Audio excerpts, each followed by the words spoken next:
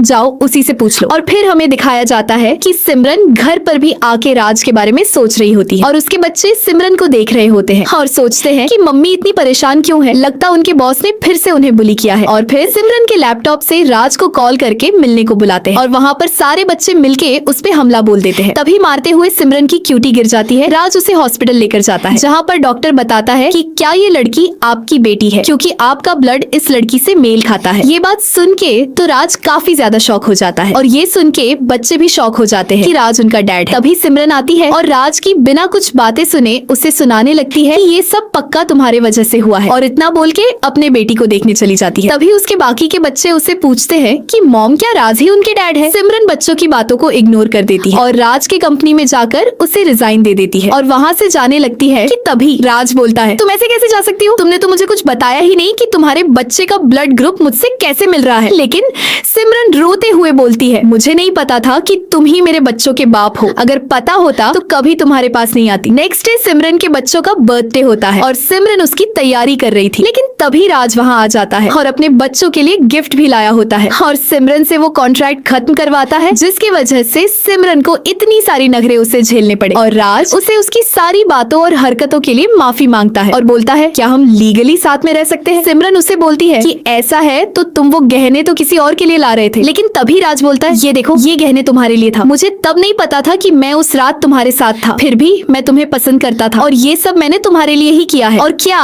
राज तुरंत बिना time waste किए उसे लीगली प्रपोज करता है और क्या सिमरन भी अपना गुस्सा छोड़ते हुए मान जाती है और हमारा ये ड्रामा यही खत्म होता है। और कमेंट सेक्शन में बताना कि ये ड्रामा आपको कैसा लगी है।